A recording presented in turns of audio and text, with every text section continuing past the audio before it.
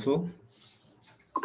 अभी आप नहीं मार्क करवा रहे हैं, मैं अपने हिसाब से मैनुअल भी कर रहा हूं और कंप्यूटराइज्ड भी होगी, then I will compare.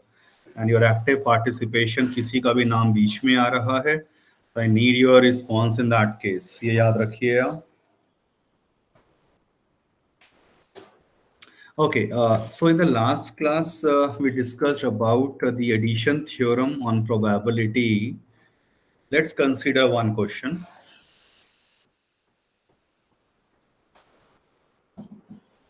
If E and F are the events such that P of E is 1 by 4, P of F is 1 by 2, P of E and F का मतलब ये हो गया intersection, वो है 1 by 8.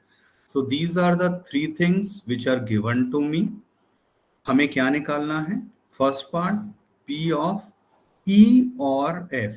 E और का मतलब यूनियन हो जाता है, तो मैथमेटिकल कन्वर्जन हमें करना आना चाहिए।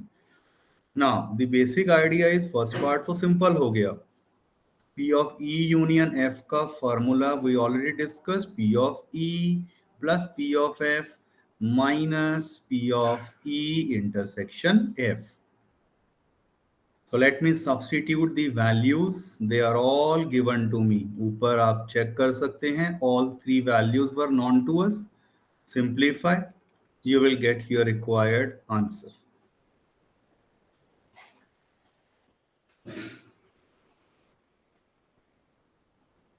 Check out the second part. अब ये बहुत लॉजिकल है, इसे ध्यान से पढ़िए क्या कहा गया है for second part.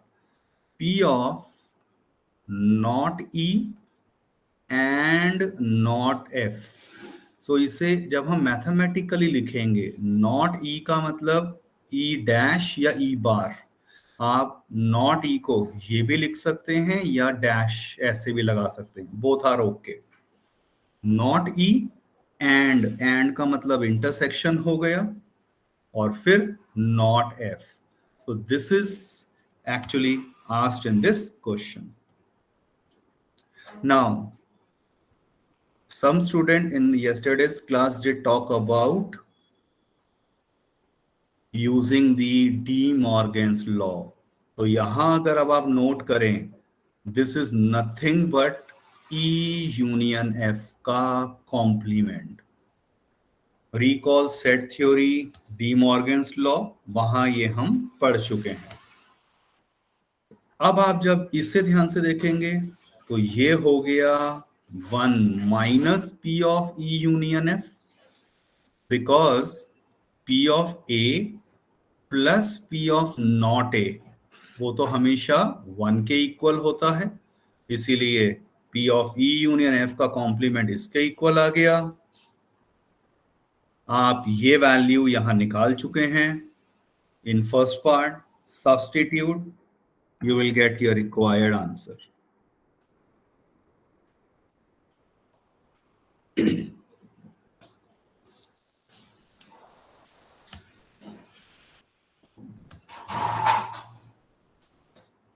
Any doubt to anyone? Akashdeep clear है आपको?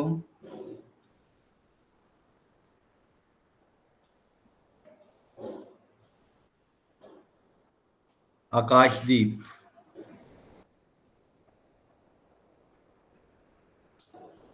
अनमोल? Yes sir. तो आकाशदीप को बता देना.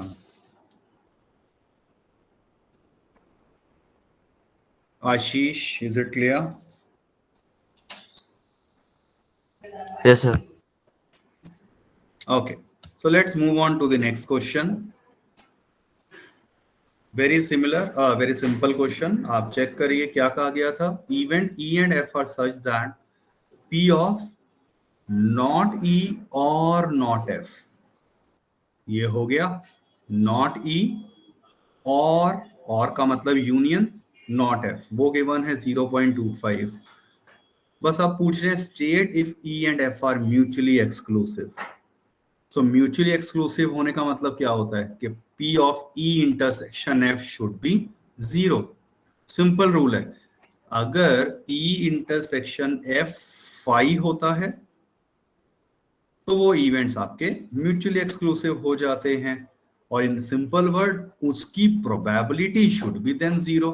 क्यों? क्योंकि P ऑफ फाई अगर मैं कहूंगा सो दैट सिंपली 0। अब ये किसके इक्वल होगा? ये again using D Morgan's law, please make it sure ये स्टेप क्लियर है। डी मॉर्गन लॉ से मैंने इसे क्या लिख दिया? E इंटरसेक्शन F का कॉम्प्लीमेंट, और ये क्या हो गया? इसके equal 1 minus P of E intersection F। Solve किया, P of E intersection F आ गया 0.75। ऑफ कोर्स अगर ये नॉन जीरो है तो not mutually exclusive.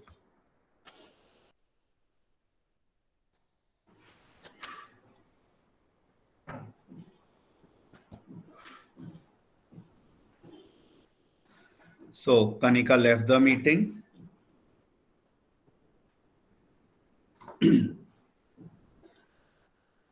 Divyansh, is it clear? Yes, sir. What about Kanika? You rejoined? अभी तो आपका दिखा रहा था कि आपने लेफ्ट करा है मीटिंग। यस सर, मैंने दूसरे डिवाइस से कनेक्ट किया sir. Okay. Lavanya, is it clear? Yes, sir. चलिए, let's move ahead. Check out this question on your screen. बहुत इजी है, अपने आप देखिए, आपको समझ आ जाना चाहिए। I am waiting for 2 minutes. Check this out.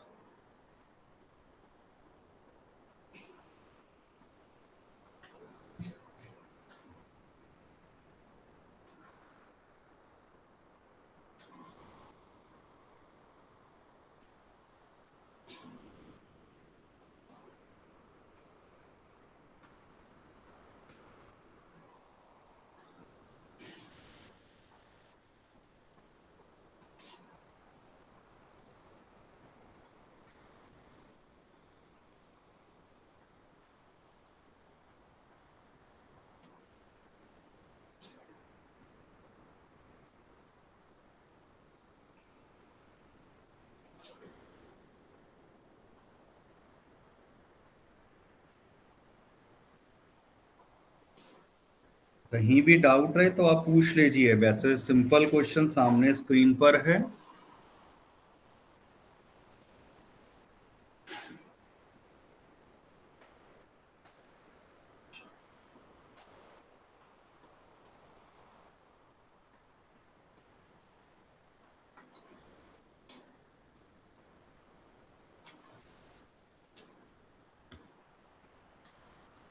सो ये आपको तीन चीजें सिंपल गिवन थी। P ऑफ नॉट ए पूछा था, वो 1 माइनस P ऑफ ए हो गया। ऐसे ही सेकंड पार्ट और थर्ड पार्ट भी आपका बेसिक सिंपल इस तरह से हो रहा है। एक चीज मैं यहां पर एक्स्ट्रा बता रहा हूं, अगर मान लो क्वेश्चन होता P ऑफ ओनली ए, इसी क्वेश्चन में I am adding the fourth part. What is the meaning of only a? कि सिर्फ ए है बट बी नहीं है। P ऑफ ए पूछा होता, वो तो ऑलरेडी मुझे क्वेश्चन में गिवन है, ये रहा P ऑफ ए। बट जब हम बात कर रहे हैं P ऑफ ओनली ए, और इस क्वेश्चन में रेफरेंस में दो इवेंट्स हैं A एंड B, तो ऑफ कोर्स उसका मतलब ओनली ए का मतलब A ही सिर्फ होना चाहिए, तो वो A माइनस बी हो जाएगा। और ये एक फॉर्मूला आपको याद होना चाहिए, ये मैंने ऊपर हाईलाइट किया हुआ है। So this formula will be used over here. P of A 0.42 है, P of A intersection B भी आपको गिवन है। So you'll get your required answer. So of course few more parts can be added.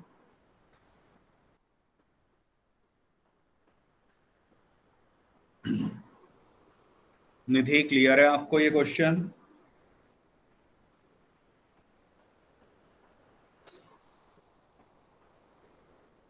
Yes, sir.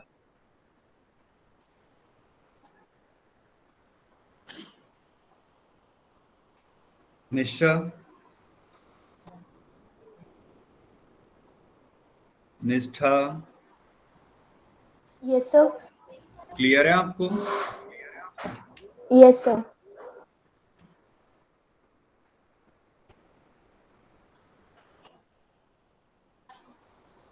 Check out on your screen. ये बहुत simple and direct question है। Just theory का आपको समझना है, चाहे 3-4 लाइन की, but there is a simple formula to be applied. Check this out.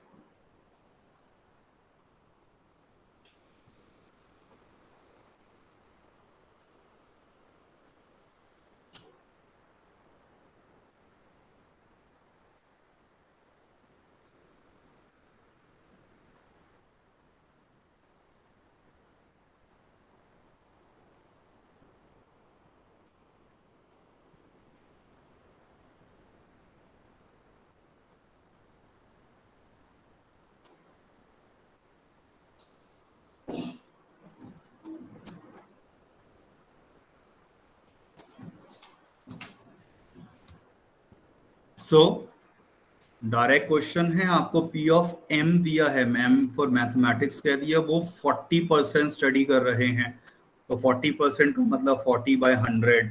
Same way biology 30% कहा है, 10% स्टडिंग बोथ, तो एम इंटरसेक्शन बी हो गया। और फिर कह रहे if a student is selected at random from the class, find the probability he will be studying maths और बायो। मैथ्स और बायो का मतलब ये पूछा है। You have a direct formula, substitute the values, you'll get your required answer. Sumit clear है?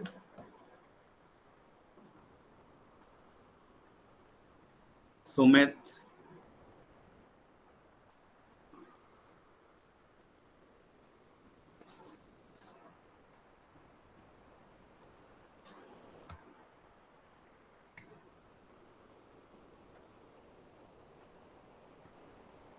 another very straightforward question for your homework.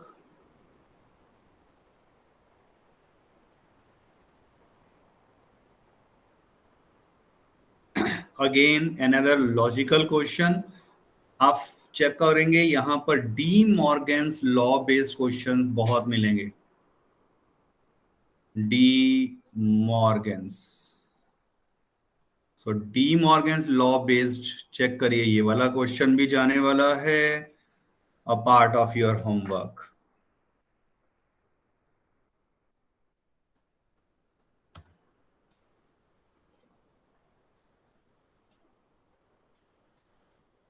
Piyush, is it clear?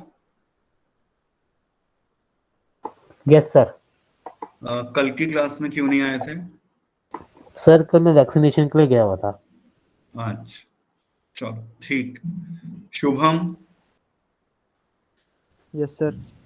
why did you miss yesterday's class?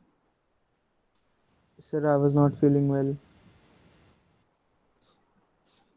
I hope you are well now and Yes, sir, I'm fine. stay well in future also. Right. Chalo, let's move on. Check out this question.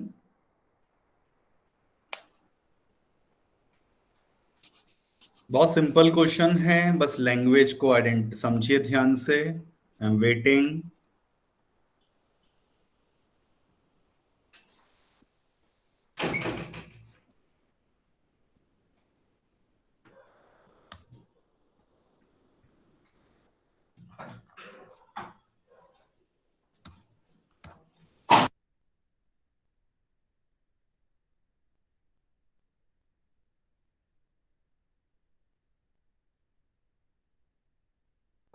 So, in a class of 60 students, 30 opted for NCC, 32 opted for NSS, and 24 opted for both NCC and NSS. तो मैंने देखो, एक तो सबसे पहली बात, दोनों ही NCC और NSS N से शुरू हैं, तो मैं P of N की जगह NCC को मैंने इवेंट A मान लिया और NSS को इवेंट B कह दिया। तो you need to define like this. और फिर उसके बाद चलिए देखते हैं 30 ऑप्टेड फॉर एनसीसी। इसका मतलब पी ऑफ ए कितना हो गया? Remember we are talking about probability, तो 30 students out of a class of 60 students की बात हुई है, तो इसीलिए वो प्रोबेबिलिटी हो गई 30/60। Same way you can write P of B. और थर्ड चीज बताई थी 24 opted for both,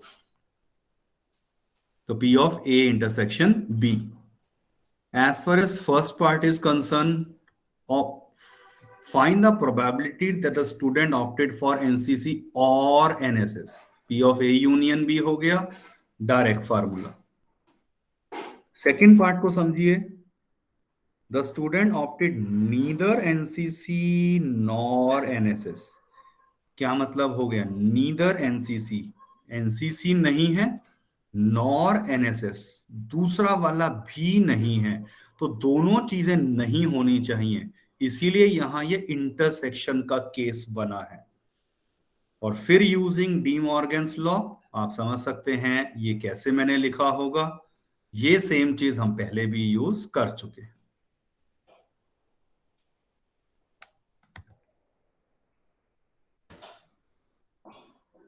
Finally, understand the language of fourth part.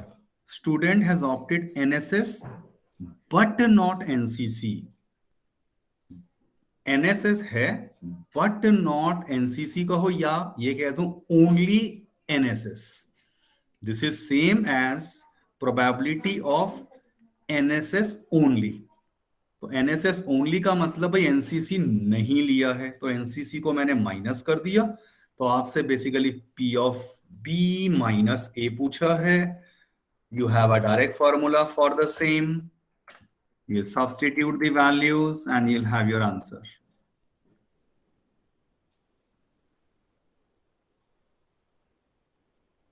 Sir, we can do this by probability of NSS minus probability of NSS intersection NCC. वही करा है, second नीचे देखो ना, वो यही तो आ गया एग्जैक्टली उसी फार्मूला से जो आप कह रहे हो, वो यही तो स्टेप बनेगा। क्लियर आलोक? यही चीज है, वही हमने किया है।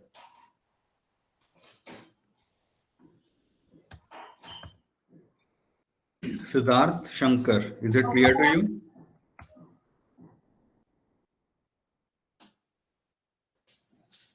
Siddharth Shankar,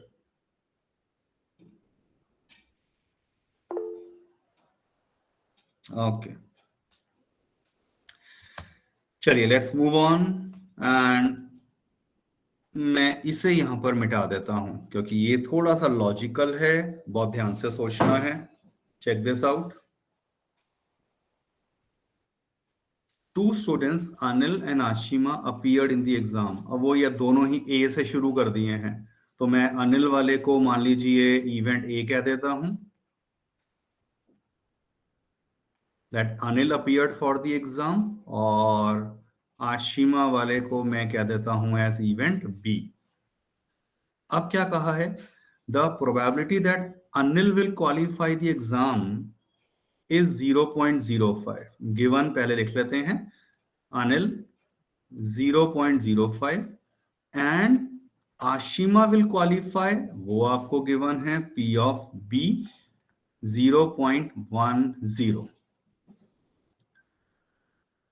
The probability that both will qualify, both will qualify का मतलब A intersection B हो गया और वो है 0.02।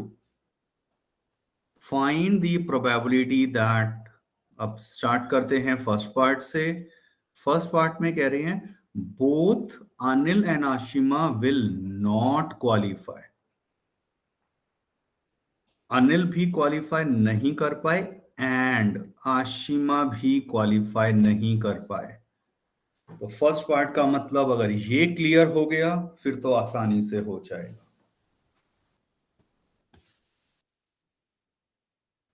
So how I'm going to do this? Anyone? क्या करना चाहिए? De Morgan's law. Again De Morgan's law लगेगा और ये हो गया ए यूनियन बी का कॉम्प्लीमेंट। और which is 1 minus P of A union B, और P of A union B क्या होता है? P of A plus P of B minus P of A intersection B। And check it out, आपको ये सारी values given है question में ही। 0.05, फिर P ऑफ B था 0.10, और उसमें से माइनस कर दिया 0.02। Solve it, you will have your required answer.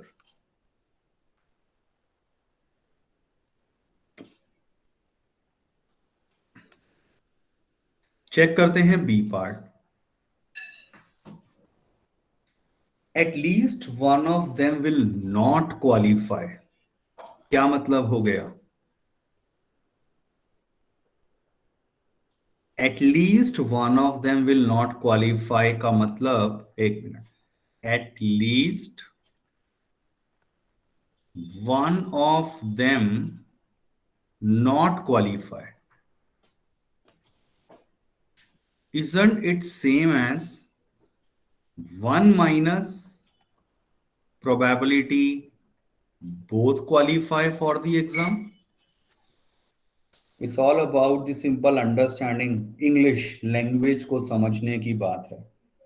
कह रहे हैं कि कम से कम कोई एक क्वालिफाई नहीं कर पाए, तो मैंने रिवर्स सोच लिया, टोटल सारे केसेस का प्रोबेबिलिटी का सम तो 1 होगा, तो 1 minus both qualify. Both qualify का मतलब ए भी कर ले एंड बी भी कर ले, और ये आपको ऑलरेडी क्वेश्चन में गिवन था। Solve it, your answer. इसी को सोचने का दूसरा लेंदी मेथड क्या हो जाता है? At least one of them not qualify का मतलब ए क्वालिफाई ना करे या बी क्वालिफाई ना करे या A and B both qualify ना करे। So this is the other alternative way, but of course I would not prefer to go with this. Simple सोचेंगे तो फर्स्ट ऑप्शन का सॉल्यूशन क्लियर होना चाहिए।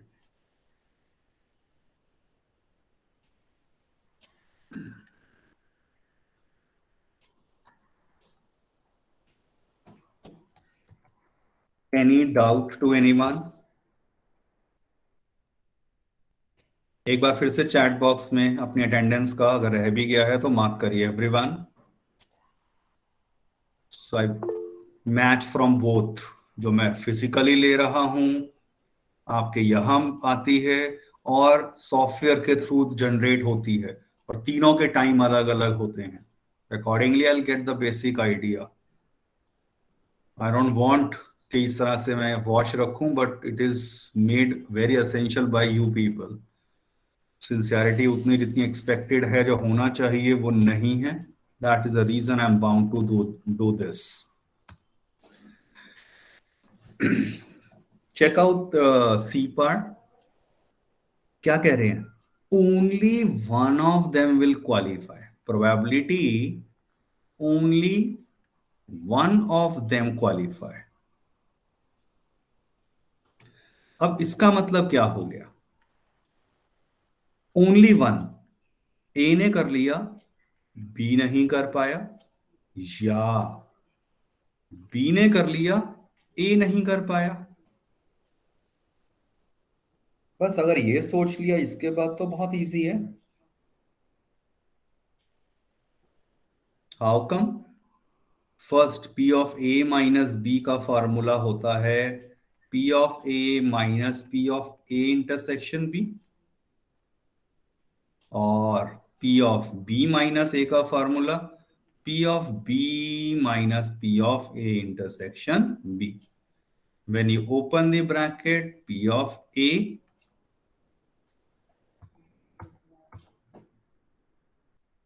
plus P of B minus 2 times P of A intersection B हो जाएगा। All the values are given to me. Substitute and simplify your answer.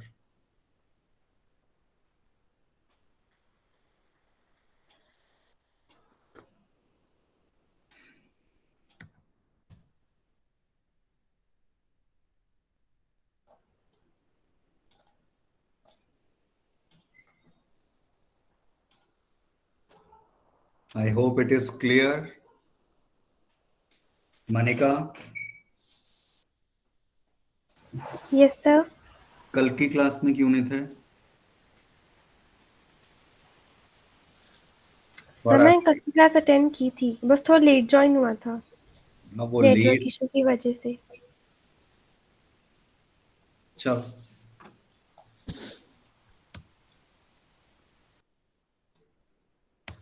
yeah. So shall we move on? Any doubt to anyone? Is it clear, Mrigashi?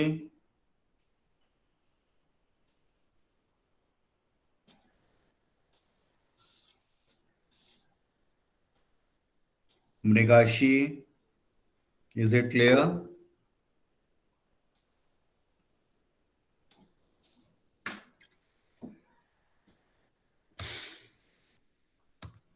Class over होने के बाद ना phone करके बता जरूर देना अपने फ्रेंड्स को, अगर इनमें से हैं those who are not responding. कुछ तो क्लास खत्म होने के बाद भी क्लास में रहते हैं, उनके स्क्रीनशॉट में उनको पर्सनल लेवल पे अभी भेज रहा हूं। अब पेरेंट्स के बाद शुरू होंगे, क्या करूं, मजबूर हूं। Check out this question.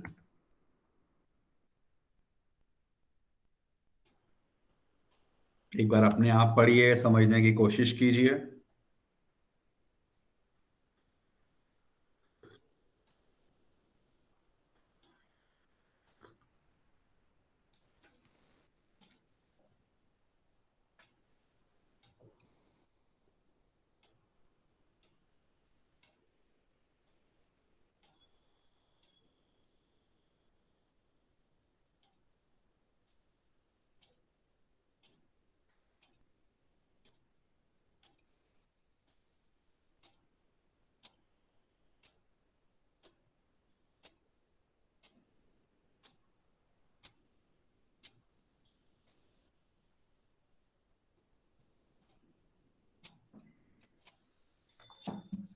सो क्या कहा गया था?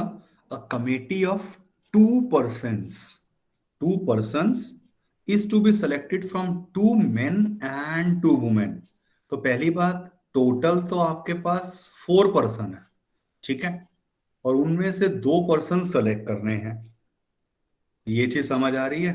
2 persons out of 4 persons, they can be selected in 4C2 ways। 4 में से 2 लोग कोई भी सेलेक्ट करने हैं। अभी कोई भी कंडीशन नहीं है कि वो मेन ही होने चाहिए या वुमेन होने चाहिए एंड ऑल दैट। अभी है कि सिंपल स्टार्टिंग में हमने ये सोचा कि कमेटी में 2 लोग चाहिए, एक मैन एक वुमेन हो सकता है, दोनों वुमेन या दोनों मेन भी हो सकते हैं। तो टोटल वेज कितने हैं वो हमने पीएनसी में सीख लिया था। तो 6 वेज आ रहे हैं, 4C2। क्वेश्चन क्या पूछा है? What is the probability that the committee will have no man?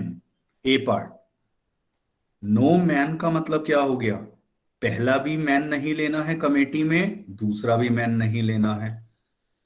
Reverse way में सोचूं, इसका मतलब बोथ वुमेन, और बोथ वुमेन का मतलब क्या हो गया? वुमेन कितनी थी? 2। 2 में से 4 में से कोई भी 2 वुमेन आ सकती हैं इन 2/4, ये आ गया। फर्स्ट वुमेन सेलेक्ट हो गई, और फिर सेकंड वुमेन के लिए क्या होगा? एक वुमेन कम हो गई, एक पर्सन कम हो गया। Your answer. क्या कोई सेम पार्ट मुझे एनसीआर के फॉर्मूला से बता सकता है क्या करना चाहिए? ये तो मैंने कॉम्बिनेशन के बिना किया है, बट याद रखिए combination is applicable when it's a case of without replacement. तो ये तो विदाउट रिप्लेसमेंट ही है कि एक वुमेन अगर सेलेक्ट हो चुकी है तो वो दोबारा से तो सेलेक्ट हो नहीं सकती। तो ये case by default without replacement. और whenever we talk about without replacement, वहां कॉम्बिनेशन लग सकता है। तो क्या प्रोबेबिलिटी में कॉम्बिनेशन में क्या बनेगा आंसर इसका? नीचे का बता देता हूं, डिनोमिनेटर क्या आएगा? टोटल 4 में से 2 पर्सन सेलेक्ट करने हैं, वो तो 4C2 वेज हो गए। न्यूमरेटर में क्या चाहिए? Both women? Sir yes, sir 2C2। Yes Devraj, good. बस लॉजिक की बात थी, दो वुमेन हैं ऑलरेडी आपके पास और दोनों को ही सेलेक्ट करना है, तो वो तो 2C2 वेज हो गए। तो 2C2 डिवाइडेड बाय 4C2, आप मैच कर लीजिए, दोनों के आंसर सेम होंगे। नेक्स्ट बी पार्ट को जरा थोड़ा ध्यान से देखते हैं, उसमें क्या कहा है। बी पार्ट में हैव वन मैन, ऑब्वियसली अब जब हम कहेंगे वन मैन तो वन वुमेन हो गया, तो मैन 2/4 हो गया क्योंकि दो मैन थे, इनटू वुमेन भी तो अभी दो अवेलेबल हैं, तो पर पर्सन एक कम हो गया है, तो into 2/3। Anyone in the form of combination, नीचे तो 4C2 इज ओके, ऊपर क्या आएगा?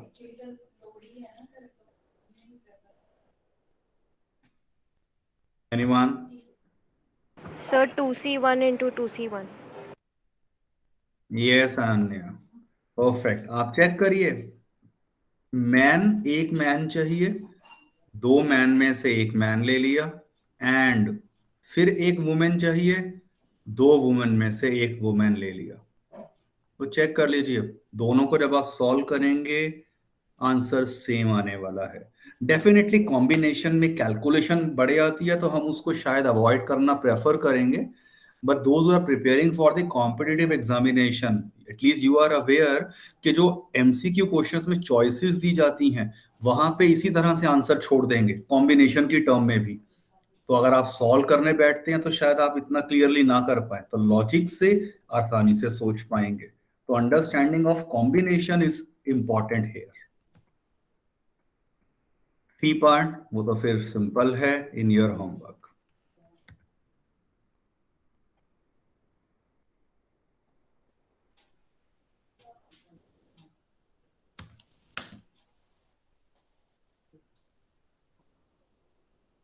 निपुण, क्लियर है आपको?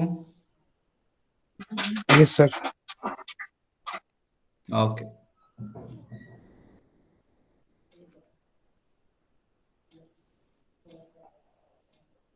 वंशिका?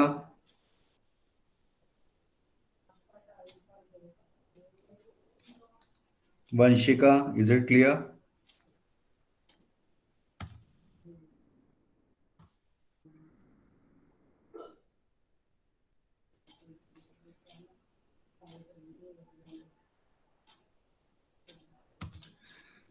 चलिए चेक करिए this question.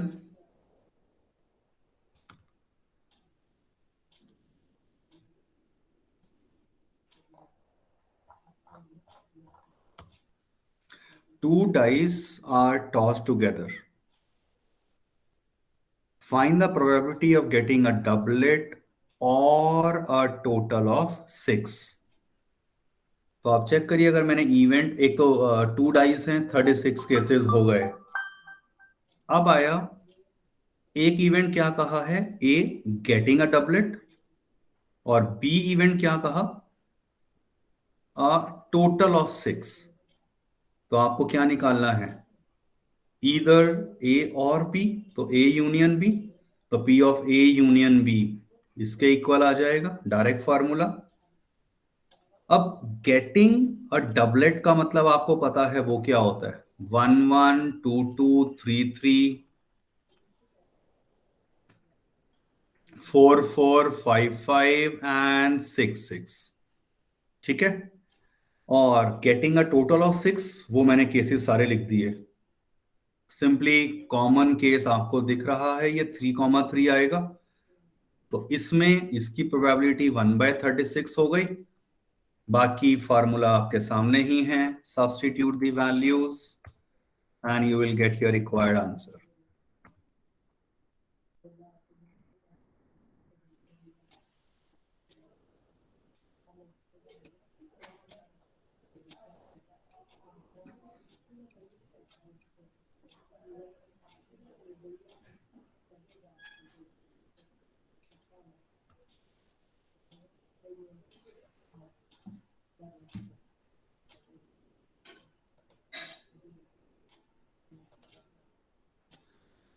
check out a similar question.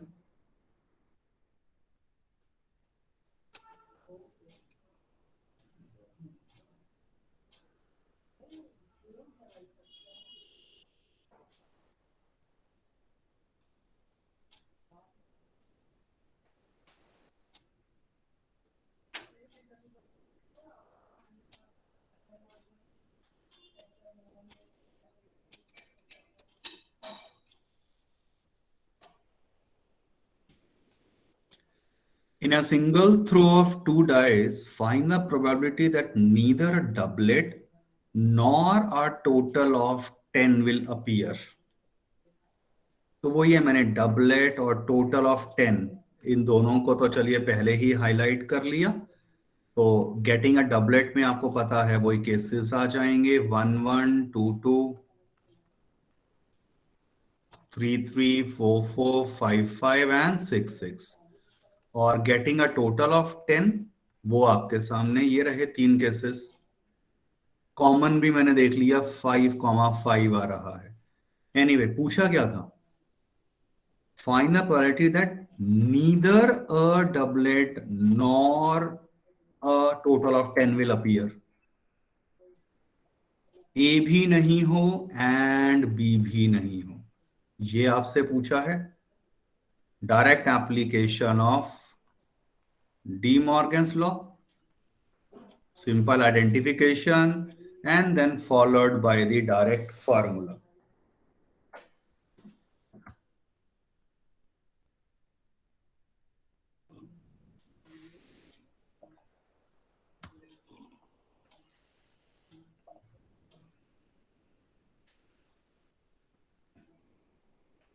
So now ये आपके सामने 3 क्वेश्चंस जो मैं दे रहा हूं, they are meant for your homework. So must attempt these questions in your homework. Arithmetic progression का कंसेप्ट यहां यूज हुआ है. तो try to understand how you are going to solve this question. और ये कार्ड प्रॉब्लम, बट एक से ज्यादा कार्ड अगर ड्रॉ करते हैं तो उस केस की बात किया है. और एक ये सिंपल अगेन डी मॉर्गन्स, वो आइडेंटिफिकेशन इज इंपॉर्टेंट. तो चेक कर लीजिए. So complete all the questions जो पीछे हुए, और ये तीनों questions at least I am providing you with solution, so that if you stuck you can always look at the solution. Any doubt to anyone?